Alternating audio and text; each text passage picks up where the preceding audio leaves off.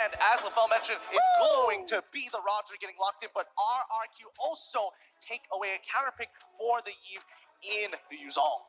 Yeah, as well as it can pressure the Beatrix as well, because if they catch RSG slipping, maybe the Beatrix is a little bit far away from the Ruby, and then again, Yuzong, when he is in his Black Jacket form, doesn't matter what kind of crowd control you give, he's still gonna fly around, and Kadita, that's a surprise.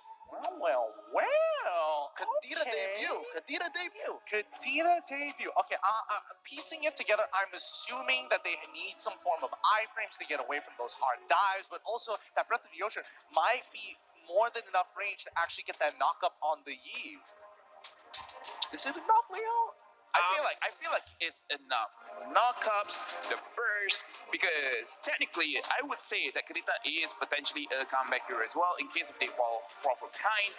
Maybe if you can get in range, you can kill off the Clint as well as the Eve, especially if for some reason their group. I kind of feel like it's going to be difficult in this game particularly.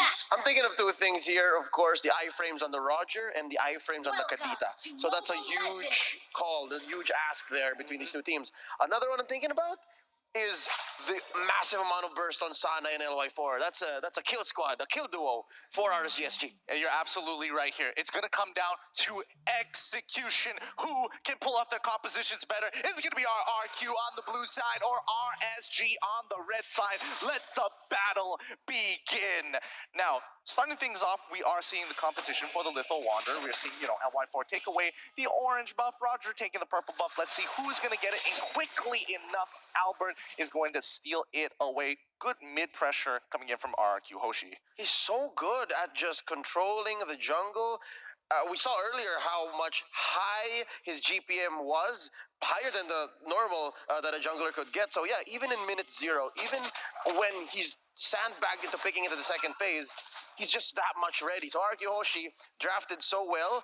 But I don't know if they were expecting this Kadita that could be a wrench in their plans. Potentially, but Kadita doesn't exactly have a lot of strong wave clear. It does take a bit of time to get those items, and then it gets better. But so far, we are seeing Vin as well as Clay just, keeping Lolzy just outside of that loop, forcing Sana in these awkward positions. And I'm expecting to see some form of potential dive here down on bot side, maybe. We're just going to have to wait and see, and we can already see R7 trying to bait things out on top of Diablo and LY4. R7 in so much trouble at 1-4. Can he secure it? Yes, he does with the Cyclone Sweep. Like it pounds coming out of Albert, but you can see the recent changes. He is pretty defensive and has more than enough armor to take that sort of damage. Love that scramble down bottom, first blood going over to RSGSG, giving them the turtle a priority. And again, this is a deadly counter, just waiting to go off of cooldown on LY4, and Lolzy is just ice cold. He's just keeping them back, and Diablo coming in. He's already pushing him out. They've zoned them out so well. RSG will take control over the early game. Turtle slain by the Singaporean tourism board. I've never seen such a clean 2 minutes in such a high-profile match. All right, now the question is, where is the next plan of attack?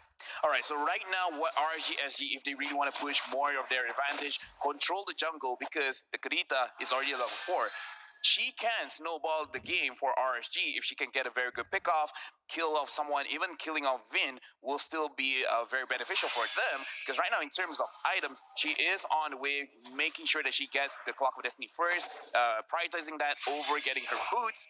But again, if they can control the bushes, RQ, they can potentially be snowballed.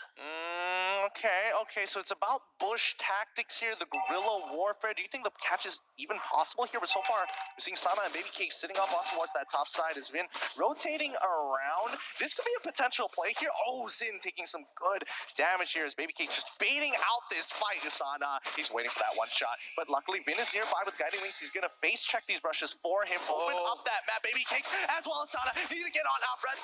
Breath of the Ocean comes up. Baby Cakes, he manages to get up, but he manages to trade against the Matilda in time. RSG is ready to rumble with the Kings. They managed to take 2-for-1 trades. I was going to say RSGSG's plan to go for the counterattack up top was fragile. I was going to say that it was not worth it. They're going to lose this by the first death. But honestly, turning it into a trade, That's amazing, and they deliberately said that because there was no rotation from LY4. I thought so too, honestly. Yeah, and as we can see, the bush control coming in from RSG. Baby Kicks play the bushes very well, making sure that he doesn't take any damage coming from the clean. And we can see that Sana, that is his idea. He wants to get in the face of the damage dealers and try to burst them out very, very quickly. But we can see the damage is not there yet. So maybe they just have to wait for one more or two more levels. Then the Karita will properly get online. Okay, so it's about timing. It's all about timing here. RSG, SG should technically be able to take this neutral objective, but let's see how this plays out as they slowly creep around it. The bush tactics are ready. Clay and R7 ready to go at it. Vin trying to bait out anything. LY4 walking back up. Here comes the Black Dragon form to zone him away. And it looks like RSG is going to give this away. LY4 could not steal it in time. Taken by RQ as they initiate so quickly. The Odyssey is already out. Sana isn't healing in time. He held her all perfectly. It's going to be the real world manipulation as Albert takes 3 all for himself. A triple kill for RRQ. That was miscalculation by RSGSG, and might I just say, better positioning from RRQ Hoshi. They did so well to isolate Baby Cakes and to force Baby Cakes to make the call. Okay, I'm gonna try to do this. I'm gonna trigger my killing spree. Oop, it's too late. Albert's here. He's on my neck. I'm dead. I felt like it's a bit of indecision there, LaFell. Is that what's going on here? I'm gonna give it the benefit of the doubt, and I'm gonna shout this guy out because Albert, he is the king. He just went in, got a triple kill, almost getting that maniac, but he wants to make sure that he has 0 death. 4, 0, and 0. We're gonna look at this replay, and again, the Karita, the damage is okay, but it's not completely there yet. In terms of RG, if we can look at all of the positions, it's a little bit all over the place. It's being very, very split, making it easier for Albert to pick off one by one, and they have to make sure that this does not happen quite often. I think it's less indecision, it's just wrong target prioritization. They were not aware of where the members of RRQ Hoshi were, and then at that point it was too late. Yep, that's a good point here. I mean, it was a clean combo, and they are going to be able to break this top tier 1 so quickly. They're making sure that Baby Cakes has everything he needs. He's 4-2-0 so far, and I want to know whether or not they're going to continue to funnel gold into him, as immediately we are seeing that Lulzy pulls one on over it. The Circling Eagle gets on top of Lulzy so far. Yes, the Amber Bandit is going to pull him in. Real world manipulation zones him up. L14 goes down. Falling Samu. Baby Cakes so out of position. Locked out perfectly. But time of R7. Here we go. Like it pounds off the side. He finds it. It's a triple kill already. Give him one more. Make it a Quadra Diablo on the run. With a little bit of HP, he survives. Doesn't give it over. But Albert, what a big triple kill. 2 keys to that big team fight for RRQ Hoshi. Number 1, turret aggro management. They knew how to go in and out and kite that damage from that turret, or else they would have been punished so hard by RSGSG. Second key, after the turtle slain, let me just say, RSGSG, they were scrambled. Again, it's the same situation as the other, but they had such a great entry.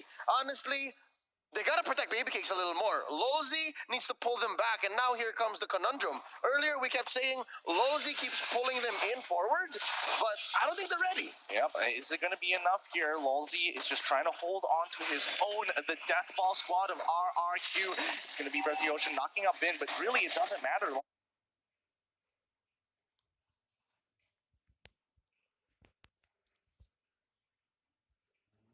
You notice that Baby Cakes takes another turret away from RQ. Yeah, and talking to Leo's point of here, that RQ Hoshi, they've been winning the team fights and they have to take care of Baby Cakes. It makes it very difficult when the Eve already completed her Ice Cream 1, making whoever is inside the real world manipulation, every single time you're being touched, you are getting slowed. But if Eve makes a good drawing, everyone is going to get slowed, and even if you do want to take care of Baby Cakes, it becomes very difficult when you're just so slow, so far away. So RSGSG, they have to go a little bit more on the bush tactics and make sure that they engage, and if possible, try to get rid of this Eve first. Even though Albert is the problem, if Eve is out of the picture, it becomes much easier. Well, that's fair enough. You're Circling Eagle getting on top of Baby Cakes immediately. Albert once again, real world manipulation. Baby Cakes is going to go down as Diablo tries to save the situation. Lalzi unfortunately can't do much. Not even the I'm offended is enough because Albert is just way too strong.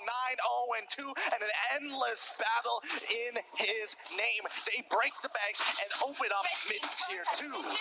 Just to go off that figure of speech that LaFell put up, the painting that RQ Hoshi is just trying to create is so much more simpler to understand.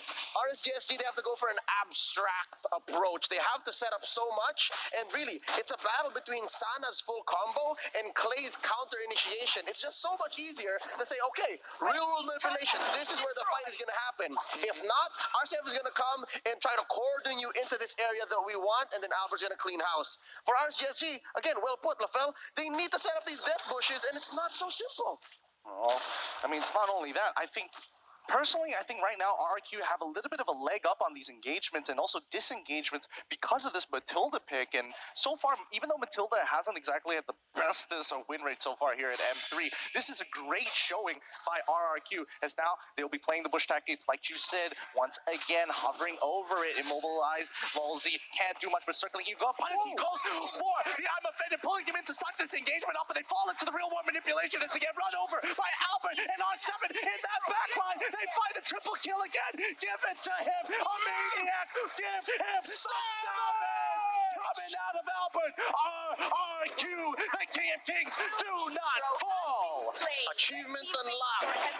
RQ Hoshi did not let the baby alien die, and he scored multiple maniacs, a savage to end the day, and they might finish right here, right now.